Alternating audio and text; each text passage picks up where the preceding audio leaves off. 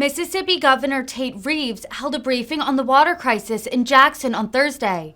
Some 180,000 residents have been left without running water after the main treatment facility in Jackson, the capital and largest city in Mississippi, failed Monday and was on the brink of collapsing Tuesday, according to the New York Times. Governor Reeves declared a state of emergency Monday night and told all residents, quote, "Do not drink the water," which he said could be raw and coming directly from the city's reservoir. On Thursday, Reeves announced, quote, the launch of 7 state-run water distribution sites throughout the area impacted by the water crisis. Well, good morning, and thank you all for being here today.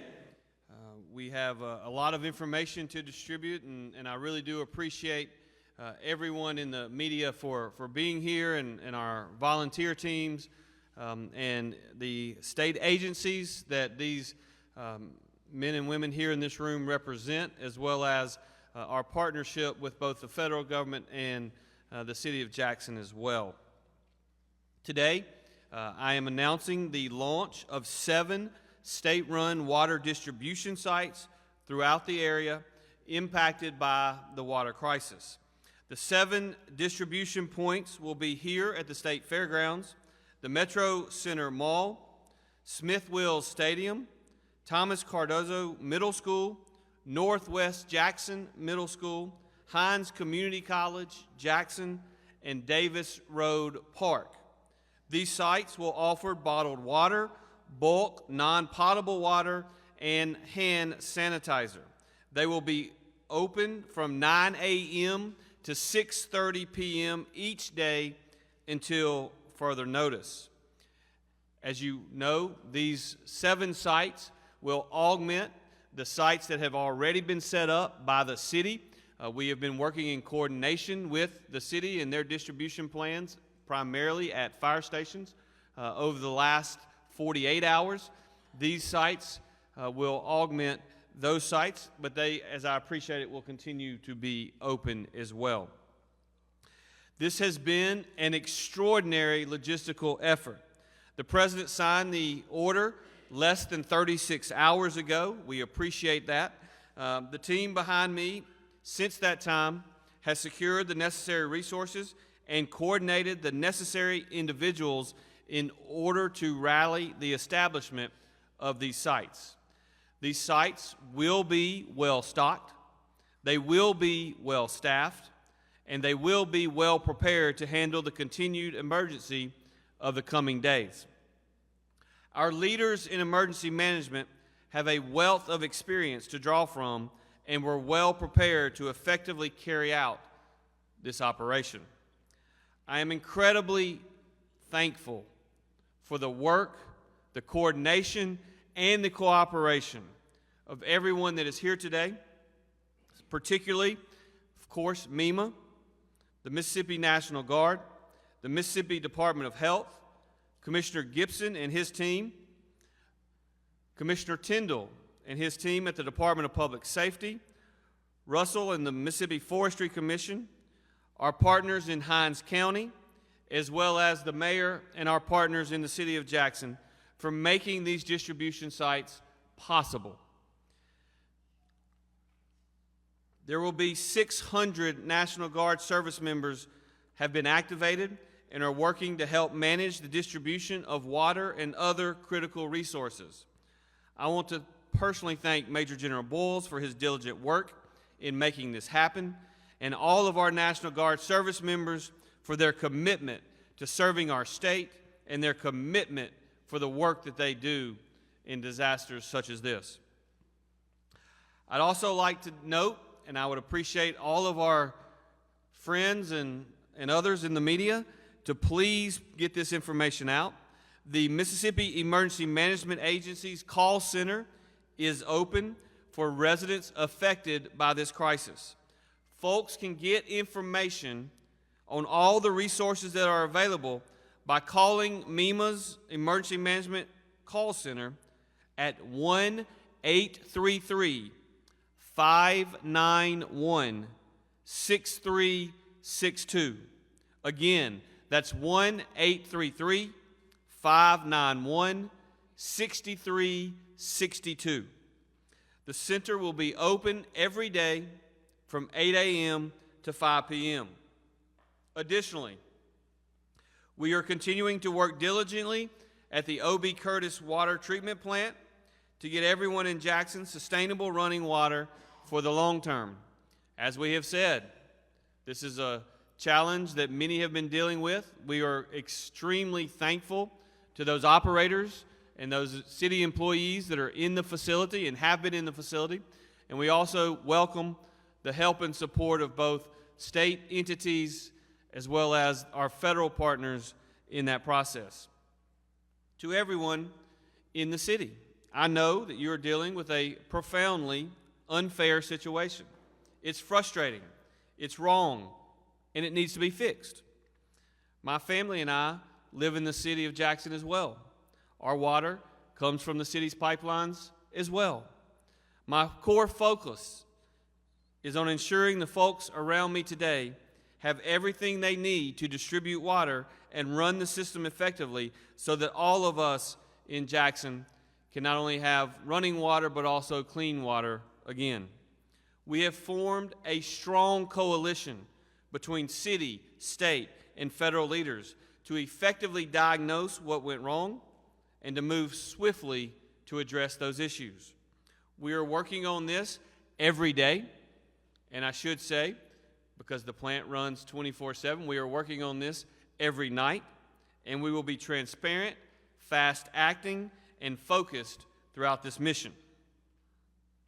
Now, I would like to take the opportunity to turn this over to Mac for further updates and for guidance on the distribution sites. Mac? Thank you, Governor. Thank you, everybody who's in attendance. We can do a lot of great things at MEMA and mobilize a lot of resources that come in. But the one thing that's paramount, if you look at who's up here right now, this is a partnership. This is everybody that has skin in this game. They're standing right here. So I want to thank the mayor for his team. Has been in constant contact with us at the plant and whatnot. The working situation there is awesome. Met with the Corps of Engineers, who actually showed up at 9 o'clock this morning with their pump assessment teams to look at all parts and pieces that we might need to be able to access, because the Corps of Engineers can move water. We know they can. So bringing them in is a powerful, powerful part of our plan. EPA's on site. We had a conference early this morning at 8 o'clock, nailing down what the work was to do today and then what we're going to do in the following days. So we are going to improve this system over the next coming days. But we're talking about the distribution of water right now. We understand we got 7 mega sites that are coming in. We really want to get a great big push into to facilitating the distribution of water for non-potable and for potable throughout the city. And we know we're going to leapfrog this. We're going to move on to the next pocket where we might have somebody. So our evaluations are still ongoing to improve the distribution and even put it in smaller sites in other parts of the city. So we're working with the mayor's staff and with the Hinds County Emergency Management to identify further pockets that we might have that we need to do. But right now, come on into the big sites, and we're going to put some water in your vehicle and get you moving so you can do the things that you need to do. The governor already talked about those sites. I'm not going to do that, and he actually gave out my number, the 1-833-591-6362 is MEMA. That is our regular number you can call in on, and we'll get you to the office that you need. Had a great conversation with the Corps of Engineers. As we're looking at what we're doing today, I've got a plan for tomorrow and the days after. So the conversation with Corps of Engineers was possible other projects that we go on and we do some resilience and we do some mitigation within the systems that we currently already have. And that goes to include the Commissioner and I talked about it this morning about his ability to produce water on this site. How do we plug that in for a continuity of government situation? So we're doing now, I'm doing 2 days from now, and I'm doing the future as well. And with these partners up here, we're going to come up with a long-term solution that's actually going to raise my capital city, and every citizen here is going to have an opportunity, and they'll know that we're working hard to do what we need to do. I'll stand by for any questions afterwards, but Governor, that's all I have at this time. Thank you, Mac. I appreciate that. At this time, I would like to call on General Boyles to offer remarks on the very quick action that we have taken to call up 600 National Guardsmen to make sure that this distribution works. You've heard me talk over the last 3 days and compare our efforts often with the way in which we responded to the pandemic. Specifically in this instance, it's the way in which our National Guard stepped up and helped provide vaccine distribution in the early days, long before any other state actually chose to do that. And I think there was universal agreement across this state and across this nation that those men and women in uniform stepped up and did that in such a way that could make all of us as Mississippians proud. And I have no doubt that many of the same individuals, in fact, but certainly the same leadership team will ensure that this distribution goes smoothly as well. So, General Bowles? Thank you, Governor. So, Governor, we appreciate your leadership in bringing us all together. Thank you for doing that, and we value our partnership with our interagency partners and all the other governments, and Mayor, anything we can do to support you, we want to be successful. And thank you for sharing those spots with us so we can get this water distributed as quickly as we can. I am bringing soldiers and airmen in from all over the state to help with this. We've got, as the governor said, 600 men and women who will be on the pod sites helping distribute water. We also have tankers at those sites, so we've got non-potable water that's available for containers that people may want to bring in. I am moving assets all over Jackson to make sure that we will always have water at the site when the customers show up. We learned, Governor, during the COVID response, sort of how to manage traffic at these sites.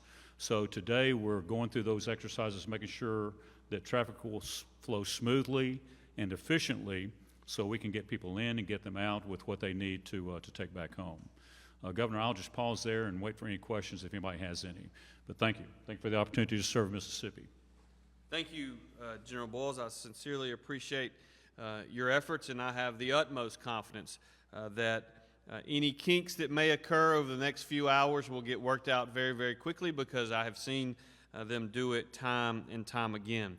I received a call, I think before daylight a couple of days ago, from Commissioner Andy Gibson offering here the fairgrounds, which clearly is a prime location for us to coordinate not only this particular briefing, but also coordinate the efforts. Obviously, there aren't a lot of places in the city or in the state or in this country where you can easily go from 0 personnel to close to 700 when you include the National Guard, the Department of Public Safety, City of Jackson Resources, the Forestry Commission, etc.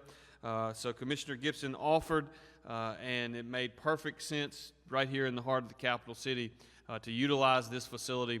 And I want to turn it over to Commissioner Gibson right now.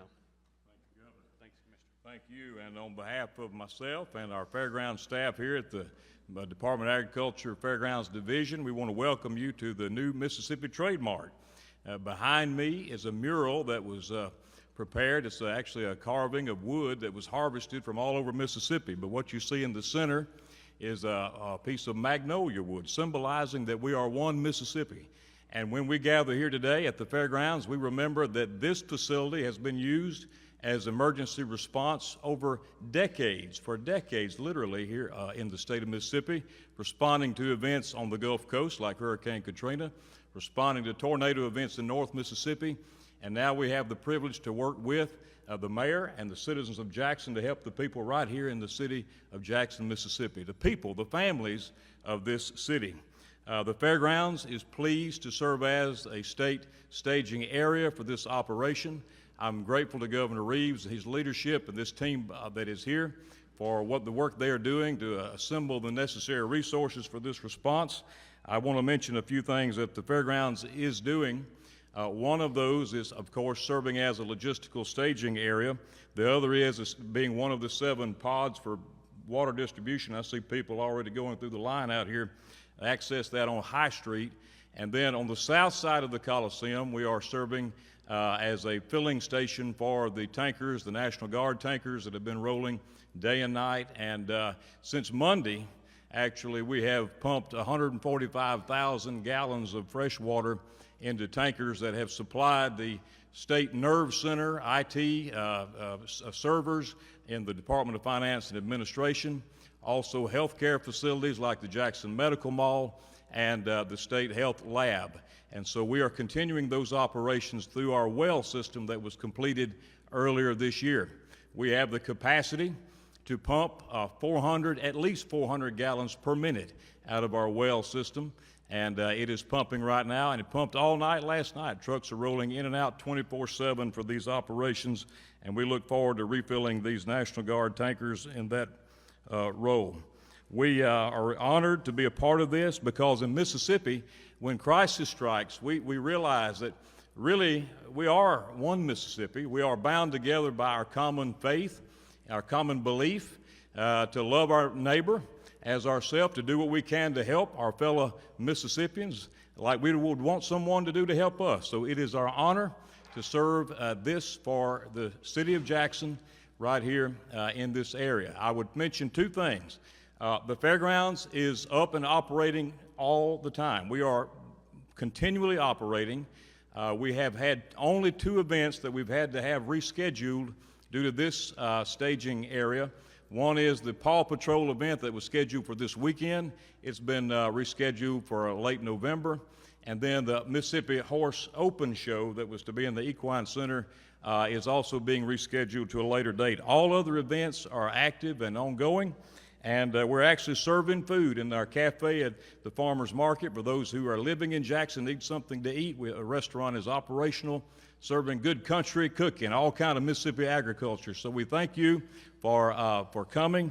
Thank you for your interest, and we look forward to being part of the solution. And Governor, we'll help each and every way that we can. Thank you. Thank you, Commissioner Gibson. At this time, I'm going to turn it over to Commissioner of the Department of Public Safety, Sean Tyndall. The Department of Public Safety and the Mississippi Highway Patrol and the Capitol Police are coordinating and working with Jackson Police Department to ensure that we provide adequate safety and security at each of these 7 locations, and we will certainly do that.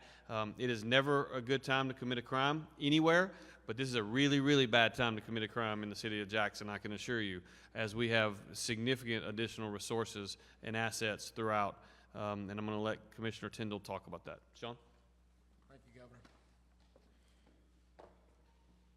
Governor, thank you for your leadership, as well as other agency heads and state leaders.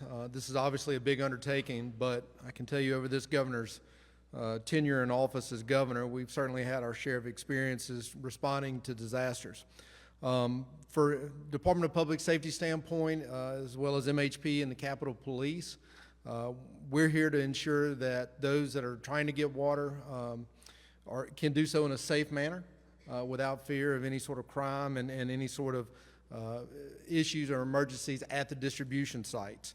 We will have our Special Operations Group of the Mississippi Highway Patrol, uniformed officers located at each distribution site to ensure the smooth operation and safety of all those that arrive. We also have the Capitol Police that have added additional patrols in the area. As of today, we have 16 new Capitol Police officers that will be out assisting in the Capital Improvement District and assisting at these sites. We've been working hand in hand with the Jackson Police Department and the Mayor's office, with local law enforcement, trying to make sure that these efforts are done on a uniform front in case there is an emergency, that all those involved can respond. So the Department of Public Safety, as always, is here to work with the citizens of the city of Jackson and the state of Mississippi to ensure the safety of all the citizens. As the governor mentioned, it's never a good time to commit a crime. Certainly don't want anybody doing anything like that at this time. It will be met with swift action and response and will not be tolerated. So thank you again to all the partners for your work. Thank you, Governor, for your leadership. Thank you, Mayor, for your leadership. We have often talked about the model that has been set up by the federal government in disasters such as this. It is something that FEMA talks about regularly, which is these disasters are state managed, federally supported, and locally executed.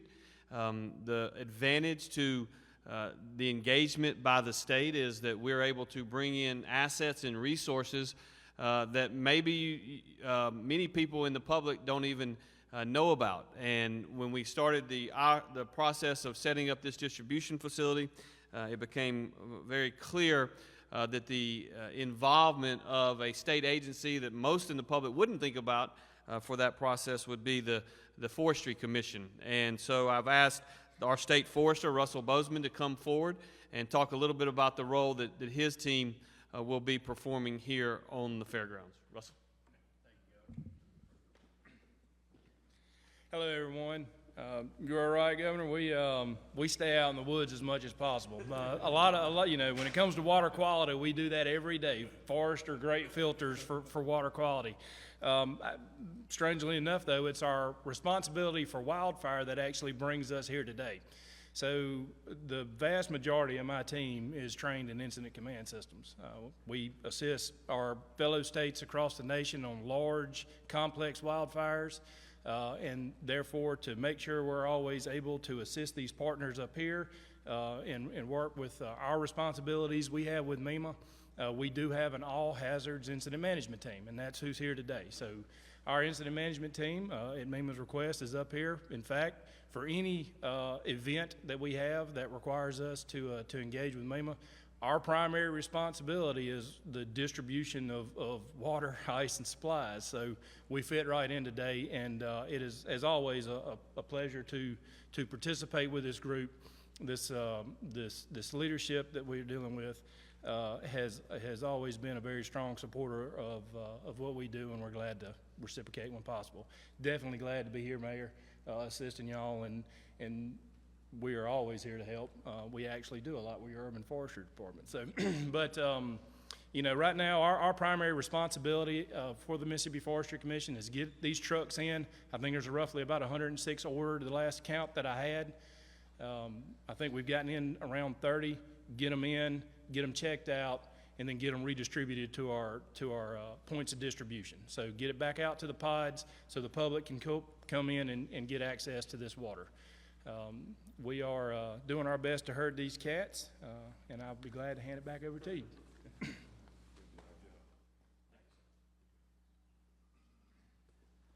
Thank you, Russell. Appreciate your team for being here. We are, as you can tell, a unified effort. Before I call up the next speaker to the podium, I thought I would tell a brief story. I personally don't get on social media because I don't have time for it, but unfortunately a lot of my friends and supporters do get on social media, and those who have my phone number love to text me and say, can you believe they're saying this, or can you believe they're saying that? I'll give you a little example. Yesterday at our briefing, I mentioned that I had had a call with our congressional delegation and that the vast majority of them participated on that call. Well, last night it became very clear and evident that there was some group or some segment of the population in this great country that automatically assumed that because I said the vast majority, that Congressman Thompson was the one that wasn't invited to that particular call. The fact of the matter, however, is that Congressman Thompson was on that call, and one of our other members of Congress is not in the United States of America right now and could not participate. So I tell that story simply to say that those who want to drive division and those who want to try to focus this effort, let me just tell you something. There'll be plenty of time for that in the future, but what we're focused on right now is the immediate recovery from this emergency. That immediate recovery includes the work that is being done at O.B. Curtis, where we had our press briefing 2 days ago. At O.B. Curtis, we have a unified command center. The one group that is not here with us today is the State Department of Health. As you know, Jim Craig and his team have been with us at every press briefing that we've had. The reason they're not here today is because their time, in my opinion, is better served at O.B. Curtis than it would be down here, and I personally encourage them to stay at O.B. Curtis because at our Incident Command Center, MAC has a team member there with the Emergency Management Agency. The City of Jackson has their team there at the Incident Command Center, and the State Department of Health has their team at the Incident Command Center.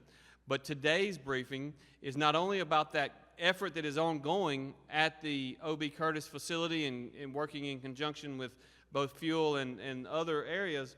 In addition to that, today is about the distribution of both potable and non-potable water, and that is something that I think we can hopefully all admit that everybody in Mississippi has a vested interest in ensuring that the people in the city of Jackson have access to both of those, and we're going to do everything in our power, everything in our might to make sure that that is available. So at this time, I'd ask Mayor Lumumba to come forward and make some remarks. Good afternoon, and thank you for being present for this very critical briefing. First and foremost, I'd start where the governor left off. I believe that my representation here is a symbol of the unity that is taking place, a symbol of the coalition that is working arm in arm to ensure that we keep the most primary focus on the residents of Jackson. As the governor said, there may become a time where certain other questions come forward, but right now what we are focused on is this unified effort and resolving this challenge for the residents of Jackson. I joke with the governor that our good friend Marshall Ramsey put together a cartoon that showed that we were speed dating. I just want the governor to be aware that he is actually buying the dinner. But, you know, more importantly, I feel the same way today that I felt at the time that Mr. McCraney, along with Jim Craig, joined me at the office to share what the unified effort would be. I want to assure you that at O.B. Curtis, the hardworking men and women that are at that facility have reported that things are going well, that it is seamless, no one is stepping on another person's toes. And in fact, I do want to report the most recent update that I shared from those at the Incident Command Center today, and that is that we have made some positive gains within the system. They are encouraged. There has been the installation of an additional pump that helps with the production of water coming in. They have identified the balance of what crew is there at certain hours, and all of that is going to serve towards the improvement in the system. Right now, I want to speak to our residents. We understand your frustration. We understand your impatience with this challenge, and all of that is warranted. I just want to assure you that you have a unified front at this hour, at this time, endeavoring to fix it, and not only work to ensure water reliability in the near future, but for the very distant future as well. I want to thank not only this team, but the team that you do not see in front of you, those at O.B. Curtis, not only those within the Incident Command, but the hardworking men and women of the Water Department. I want to thank our Constituent Service Division. I want to thank our firefighters who have been helping to provide water, our Jackson Police Department, any and every person that has had a hand in this effort. I want to thank them. We have volunteer groups. I've received calls from all over the nation of different cities and corporations that want to support the effort here in Jackson, Mississippi, and that warms my heart. Those that live in the Jackson community who have stepped up to support their neighbors, I want to thank them as well. And I want to thank both the president who endeavored to call me yesterday, along with the vice president, to ensure that from every level we have that support. Thank you. Thank you, Mayor. Thank you, Mayor. With that, I will turn it over to questions. We'll start with Ross. Thank you, Governor. The fact that you didn't begin this news conference talking about what's going on at the O.B. Curtis plant, is that a positive sign that progress is being made? Can you talk to us about the progress that's been made and how much of a role that rental pump that you guys brought in played in what the mayor said is significant of the positive gains that have been made in the system? Yeah, so what I would tell you, Ross, is that I didn't begin with the update on O.B. Curtis for a number of reasons. The primary reason is because we started at 11:30 this morning. We gave an update at 4:30 yesterday. I would like to get through the full day to kind of see where we are before we make remarks as to how today went. As you'll recall, Tuesday was a day that was much better than we anticipated. Yesterday was a day that started off much worse than we had hoped. And this whole process is going to be like that. There's going to be ups and downs throughout the process. And the other reason that we started with today talking about the distribution side, because when it comes to life safety of individuals, particularly those that don't have clean drinking water, the single most important thing that we can do is to make sure that there is the opportunity for clean drinking water. We do have reason for optimism, as the mayor mentioned, that we have had a good overnight as well as a good morning. My understanding that the PSI levels that had gotten down to around 42 yesterday we're back up near 80 mid-morning today. The pump that was installed yesterday, and kudos to those men and women that were engaged and involved, certainly is playing a role in that. But again, there are a lot of moving parts inside that particular facility. The single most important thing, in my opinion, and this isn't technical or anything else, but when the team talked with the mayor on Monday, I'll just tell you what my greatest fear was, and the greatest risk at that time in my mind was for there not to be 100% cooperation, not at our level, but at 100% cooperation at the on the ground at O.B. Curtis. And while I still believe that I was correct in saying that that was the greatest risk, that has not been a problem at all. There has been nothing but 100% cooperation and coordination with the employees that work there, the ones who actually have the institutional knowledge. And it's why I have tried at every press briefing that I have given to commend those individuals that work at O.B. Curtis, because the reality is whatever progress has been made and whatever progress will be made in the days and hours and minutes before us, a big reason for that progress is because of the work of the individuals that are there and the individuals that have been working there for a long time.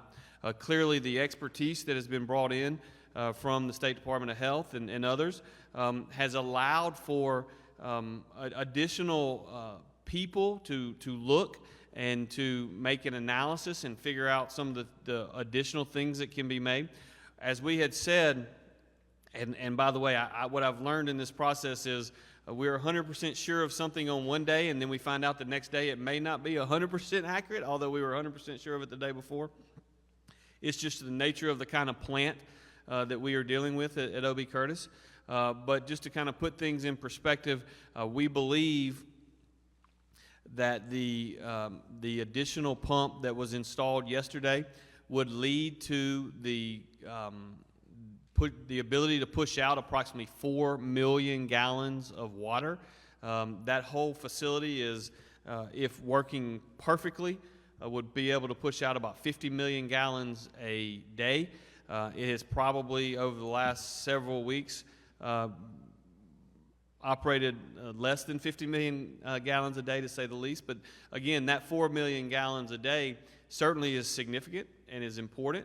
But again, just so everyone knows, we have more work to do. We mentioned yesterday at the 4:30 briefing that because of the less than ideal start to yesterday, that the water pressures throughout the city were probably in the late afternoon and into the early evening were going to be less than ideal. As I appreciated as we speak to you today here at noon, those pressures are probably improving. The gauges inside the tanks are certainly improving because we are now, the plant is back operating at a much higher level than it has been. So, sure. Well, what do you say to Jackson residents about whether they can now drink the water, use the water to brush their teeth? Do not drink the water. Do not use the water to brush your teeth. If you're going to drink the water, please boil it. There has been a boil water notice on in the city for quite some time. That has not changed. The State Department of Health makes those decisions, not me. But I have not been told by anyone that it is okay to drink the water as it is coming out of the pumps. I do think that again, you've heard me talk about quantity and quality of water. I do believe that over time, as we get the quantity piece working, the biggest risk that I was concerned about and earlier in the week is is if we can't produce adequate quantity of water, then the ability to flush toilets, the ability to offer water to fight fires, et cetera, becomes a major issue. But it's also fair to say that you need adequate quantity that is clean water going through the pumps to ensure that you have the proper quality of water as well. Again, the team at O.B. Curtis, particularly the operators at O.B. Curtis, play a significant role in determining what chemicals are used certainly on one of the different trains there in the facility, and they're doing that now. And so I think as we get the quantity up, which we've seen great progress in the last 18 hours or so, I think we'll begin to get to a point potentially where we can start talking about the quality as well. But right now, the boil water notice is still in effect. We still encourage you to boil water before you drink it. But we also have, and you can actually see out here now, the guardsmen moving the tents so as to better work on logistics. It's one of the things that we found throughout the vaccine process is that we're very blessed to have very nimble leadership at the Guard, and we're going to make adjustments. But if you need clean water, if you need bottled water, these 7 locations certainly are the easiest, fastest way for you to do so. The mayor mentioned earlier the Jackson Fire Department, and I want to commend them. They obviously are firefighters first, and that's what they were trained to do. But over the last several weeks, and maybe as long as a month, they have also been water distribution sites. That, in large part, was required, as I appreciate it, by the EPA in their order. But it's certainly, those sites will still be open. We will still be supplying those sites with water.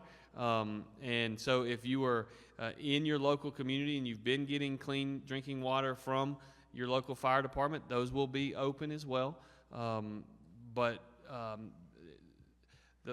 We felt like we needed to augment that and supplement that with these mass distribution facilities for a lot of reasons. But the biggest reason is if you have 100 cars or 500 cars in a community in and around the fire station and there's a fire, well, then you have potential logistical challenges there. And so we want to push the masses, if at all possible, to these 7 larger distribution facilities.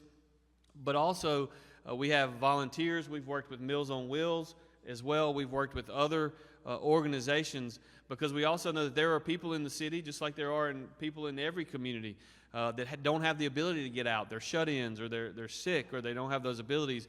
And so we want to help them as well. And we certainly have a plan in place to do that. Yes, sir. In terms of throughput, what can residents expect when they come here? Do they need to be expecting to wait in line for a long period of time? And also, later in the day, will people that are already in line be turned away once that 6:30 time comes around? Yeah, I'm going to let Mac and General Bowles talk about that.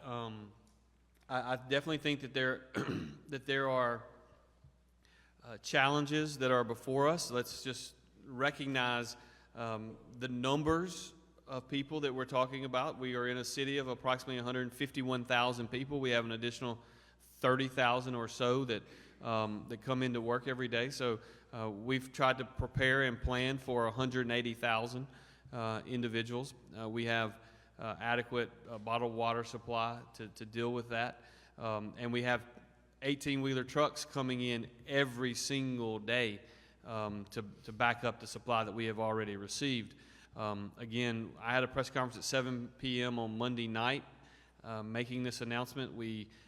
And by the way, I don't remember specifically if it was right before or right after the press conference, but the City of Jackson had issued their emergency order. The State Department of Health went first thing Tuesday morning. The state of Mississippi went an hour or so after that, and then the President approved the order before the end of the day.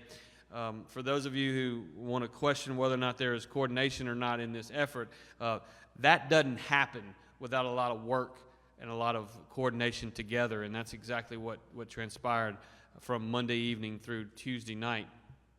But I'll let Mac talk about sort of the specifics on what to expect. There are clearly vehicles that are lining up, and I'll let him address that. Thank you, Governor. Every plan that we make is the best plan we can make in a vacuum, and getting ready. So the timeline we have for today might not be the same timeline tomorrow. I can lean on the Adjutant General and say that we will adjust it. If somebody's in line, the store's not closing. But I do have to have a time where I can reset commodities and get ready for the next day safely, where citizens aren't around that equipment. So that is why we do have a start time and a cutoff time. But there's no doubt that we've got the product here. The forestry talked about it. He's receiving trucks every minute, and actually it's 108 trucks I've ordered, not 106. So you're and just to let you know, so everybody at the same time, I just ordered 3 more days of water, so I got another 108 that's going to be on the way over the next few days. We're going to be here. We're not leaving anybody stranded. These are people. These are the citizens of the state of Mississippi. So this team, I kind of spoke for the general because he told me whatever I needed earlier that he would do and he would ensure it. And I've been that citizen soldier out there before, and this is the best job you can ever have. When I responded to Katrina as a citizen soldier, that's what you sign up to do. And we're going to be there. We're going to do the best we can. But we do need some time to reload the shelves. Just like any other facility, we got to reload our shelves of product, do that safely and be ready for the next day. So thanks for the question. So just mechanically to address that, we've decentralized our leadership so that those decisions can be made at that local site to be as efficient as they can be. The leadership at my level will be making rounds today and tomorrow to make sure that those efficiencies are there, and if we need to make any adjustments from my level, we will build that in. A lot of these folks that you'll see out here at these sites already have experience from having worked the COVID response, and so they know what traffic movement needs to look like. And I expect this will go a little bit quicker because we're not putting shots in arms and we're not taking individual data. So if you were pleased with the COVID response, you should be very pleased with the way we respond to this. Thank you. Thank you. Hold on. Yes, sir. Yeah, just in terms of the repairs, improvements, maintenance at O.B. Curtis, I know there's a long list that needs to be focused on. But in terms of these next few days, this next week, ensuring that that goes as best as possible, what's kind of top priority in terms of those repairs, improvements? You know, I don't want to answer that question right now. We'll have a briefing sooner rather than later, and we'll have Jim Craig and his engineers that can give more specifics on what the highest priority is. I do know that he mentioned yesterday that there have been some challenges with the sensors that are measuring the pH balance of the water coming into the facility, and when you don't have a really accurate read on what that looks like, as I appreciate it, it makes it really difficult for that operator inside the facility to make sure that the chemicals are right so as to get the pH balance right to get clean water through the system. Now, to be fair, those operators that have been there for a while, they've seen it enough, and they've seen every pH level, and they know exactly what they need to add to get, regardless of where it starts, to get it to where it needs to be. And we have a couple of very talented ones out in the O.B. Curtis facility that are doing that. But I think it's fair to say that we think there is a potential for a relatively quick fix on that to get those sensors accurate, because it'll be a heck of a lot easier, we believe, to get clean water out through the system. If we know exactly what the pH level is coming in, we're not 100% sure that quick fix will work, but that is amongst the priorities. And we're also, another priority is making sure that the safety measures are in place to protect all of the existing employees, as well as all of the state assets and resources that are already on site, as well as any of the federal resources that are en route, or the potential EMAC resources that Mac and his team have been able to get. That's one of the things that's really important about a federal declaration, is when you have a federal declaration, there's an EMAC system, and if you think about it in terms of a hurricane hitting Louisiana, this federal EMAC system is such that if the governor of Louisiana, if a hurricane hits Louisiana, the governor of Louisiana needs a couple of helicopters, for instance, it is very usual for them to EMAC that for our guys who need the flight time, for us to for General Boyles to call me and say, hey, Governor of Louisiana needs 3 pilots and 3 helicopters. What would you like to do? And we immediately say, send them. Well, the same thing is transpiring now on some of the operators that maybe we need to have there, and some of the mechanics and whatnot. And so we're EMACing those and clearly identifying the priorities of what those resources may need to be is a priority as well. So, yes, sir. Yes, sir. I know resources are surging into Jackson as we speak. I'm curious, though, from a statewide standpoint, is there a concern that Jackson is the tip of the iceberg and that other water systems could be at similar risk? Well, I don't think there's any doubt that if you go across the United States of America, there have been water systems that have run into challenges.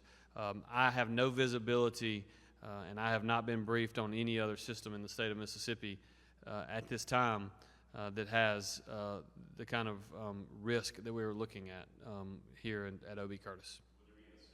Going forward, perhaps to check their status? There is a constant assessment. The State Department of Health and the EPA are constantly looking at water systems, and when there are challenges within those systems, they issue orders to that effect. So is there an ongoing assessment? The answer is yes, but that's been true for many, many, many years. Yes, sir. Real Lumumba, have you got time to read that outline from that fully owned plan that you mentioned yesterday about how to further fix the issues that we're seeing in Jackson? Say that again. It was a question from Mayor Lumumba. I have had the opportunity to read the outline. There are some things that we want to adjust and include, and so we're not prepared to share anything at this moment yet. It is still ahead of kind of the projected period of time that we said we were aiming for. And so, we'll continue to look at that, and that kind of speaks to the earlier question of what is the highest priority. What we find at O.B. Curtis is that there are so many challenges and significant challenges. It is difficult to put one above the other when they're that significant and that capable of debilitating the plant. Yes, sir. Thank you very much, Governor. Mark Soane from Sky News, British Television. We've spent the morning down at Walmart, a long line of people queuing up to get bottled water. They blame different people. Some blame you, some blame the mayor, some blame others. But all of them say, how is this happening in America in 2022? So my question, I suppose, for both of you, the mayor and the governor, what went wrong? Why is Jackson, your state capital, in this extraordinary position? Well, what I would tell you is, and I know that you in the press really want to play the blame game, and you really want to focus on pitting different people against one another, and that's certainly your priority. That's fine. What we are focused on is the immediate health and welfare of Jackson residents. It's the reason that we have 600 National Guardsmen that have been activated to hand out bottled water. It's the reason that we have tankers running throughout the city to have so that we can say that we have both potable and non-potable water available to the residents of the city of Jackson. It's the reason we have surged resources to the O.B. Curtis facility, and it's the reason that we have worked with our congressional delegation as well as the administration to get not only a citywide emergency but a state emergency and a federal emergency. And so, again, there will be plenty of time in the future to play the blame game, and y'all can do all of that you want to do. You can do it in real time if you want to, but I ain't got time for it. I am focused on making sure that the health and welfare of the citizens of Jackson, Mississippi is taken care of, and the way in which you do that is through exactly what you're seeing today and by working diligently to get the O.B. Curtis facility working. In addition to that, as you know, we have 2 treatment plants in the city of Jackson. There's also fuel. Fuel has historically been focused on doing about 20 million gallons of water a day.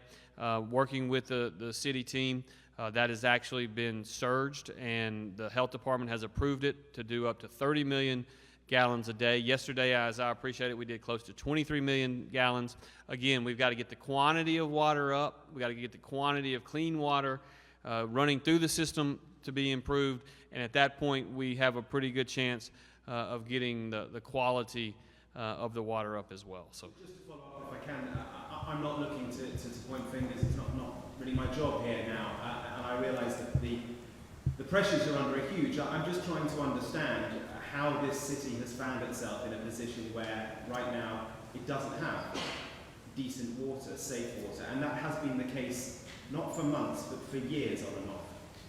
well, clearly we have a system in place wherein regularly the State Department of Health measures the quality of the water, and if in fact there is not safe drinking water coming through the pipes, then we put a boil water. The state puts a boil water notice on the water in this city and every other community throughout the state, and the appropriate regulatory agencies do the same with those in other states, I am sure.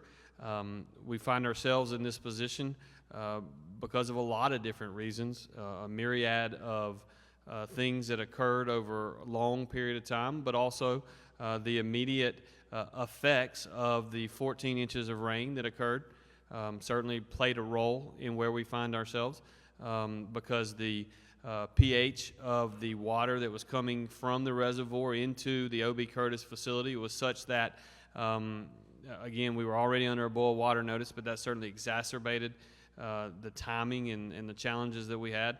Another reason is that there were a couple of major pumps that went out within the last 30 days, and that necessitated the potential for us renting this pump that we were able to secure on Tuesday and put in service yesterday, again within 48 hours. But we're hopeful that the two main pumps that actually went out in the last 30 days, at least one of them has a real potential to be back online early part of next week. Again, and we think if in fact we're successful at getting that done, and if there are not other challenges that we find, and by the way, there are going to be other challenges that we find, but if there aren't, then we have a chance to push towards not only a higher quantity of water daily, but also a quality of water as well. So thank you. Yes, sir. Could you tell us more about plans in place for people that may not have the means to come all the way here to get water or to any other distribution sites? The mayor and I early on, the 311 number for information that we have there, that's all tied in with MEMA, as well as if they can't supply it, then we will supply it. But that number is the greatest one. You call that crisis number line that we put out to you earlier, the 1-833 number, and you're going to get a live person. It does not go to a call bank. You're going to get a live person at that number. We're going to coordinate with the best effort, volunteers on standby, and those organizations that actually do this. I'm looking at one of the partners, American Red Cross, has been here since day one in every meeting we've been at, because they are one of our greatest partners in handling shelters and other things. And so we lean on each other at this time. So that number's key. You call it. We're going to be all the way through. I'm laboring on Labor Day. We're coming to work that day. So I've already told all the staff, whether they appreciated that or not, that we are back at the helm, and we're going to be here until we're not needed at that close event. So absolutely, we got them covered. Mayor, if you had anything. So to address a couple of things. One, I think the easy answer to the earlier question is that this is a set of accumulated challenges that has taken place over the better part of 3 decades, which precedes both myself and the governor. And so to that extent, my interest is unchanged in that the city of Jackson needs resources, we need money. And so we will continue for that push. But right now what we're focused on is the operational unity that we have. Operational unity means that we're focused more on our common ends and objectives than any differences that we may have revealed at some point in time. And that is what we're going to work on. For those that speak to that, when I have been asking for this help, when the state comes to me and says, we're coming to help you, it doesn't benefit for us to try to take jabs at each other, to try to fight in that moment. What we have to take advantage of is this opportunity to realize how we create a better system for our residents. Much like our preparations for the flood event itself, I heard from residents time and time again We appreciate the fact that you've been present early and often. We appreciate the coordination that took place not only from city departments, from the county level, but to the state and above. And so that type of effort only benefits our residents, and that is what we're going to sustain. Okay? Yes, sir.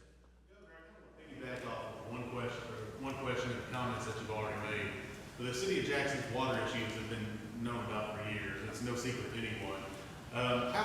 Prior to this crisis, how often and how many years has the city been lobbying for help? And again, that's not to lay blame on anyone. It's just to kind of get a clearer understanding. Could you just tell me your name and who you're with? I'm Anthony Warren. I'm with WOBT. I apologize I can't go. Okay, thank you. No, that's fine. I'm just, I see a lot of these folks pretty regularly, and I don't see you regularly, so I just want to make sure I know. Obviously, there are challenges with infrastructure by cities in Mississippi and cities across the nation. That is true, and it has been true for quite some time, and we'll certainly continue to see that. It's the reason that when the American Rescue Plan money came to our state, what we decided to do with that as a state is allocate approximately $750 million to match dollar for dollar any monies that were spent by the locals. And we have a process set up where we have a competitive process set up, and it is, I believe, going live. I don't even know what today is, but I think it goes live on September 1.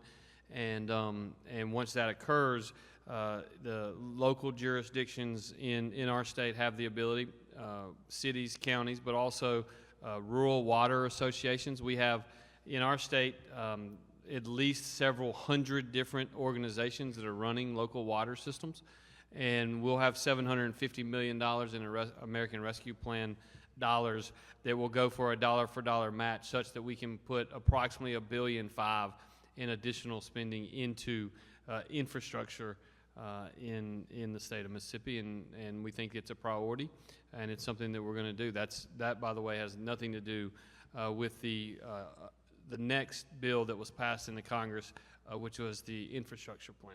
So, okay, Ross, one more question, then we're going to have to go. Governor, businesses, specifically restaurants in the city, have been hammered by this water crisis. Some have been forced to close because they don't have water pressure. Others are spending thousands of dollars. Some are trucking in water into the city from the suburbs. Will some of these businesses be able to recoup some of this lost revenue under the federal disaster? I'm going to let Mac address exactly what will and will not be eligible, so as to not get in a situation where I'm not 100% accurate. But what I will tell you is that for those small business owners in the city of Jackson, my heart breaks for where they find themselves. I know that they have tremendous challenges, and I'm hopeful that we can get this at least to a point where we can get clean drinking water, we can get the water pressure that is needed as quickly as humanly possible, so as to mitigate the long-term impact of what is clearly a very, very, very difficult time for them in the short term. Through the governor's authority of mine, during any event, there's a partner that's not here today. They're working, but we've already made contact with them. That's Small Business Administration. They do things like during ice storms and others, and we had the response to the oil spill on the coast years ago. It's economic impact disaster loans. So the timing's not right just yet, but there is going to come a time where we'll ask them to apply. We'll give them the numbers, and we'll coordinate with Small Business Administration to get them to declare a local disaster for the state, the counties, and the impacting counties contiguous around them. So that is part of our process. We're not there yet, but that is something we're looking at so we can help the businesses that have been here trying to do the things that they need to do to survive. Their employees, their citizens that even live in Jackson and Mississippi. So we haven't forgot about them. We're on it, but that's just another phase that we'll get into as soon as we can. Thank you. Thank you, Mac. I appreciate that response. I'm going to conclude by once again reminding everyone that this briefing today was primarily to focus on getting the help to those fellow Mississippians that are in need of help. let me just give Mississippi Emergency Management Agency's call center number one more time to make sure everyone gets it accurate. 1-833-591-6362. 1-833-591-6362. I'm going to walk out this door right here and go say thank you to some of our men and women in uniform. General Bullets, if you think that'd be appropriate. Anyone that would like to join us, we welcome you to do so as well. So thank you all for being here, and we'll be back in touch with you soon. Thanks.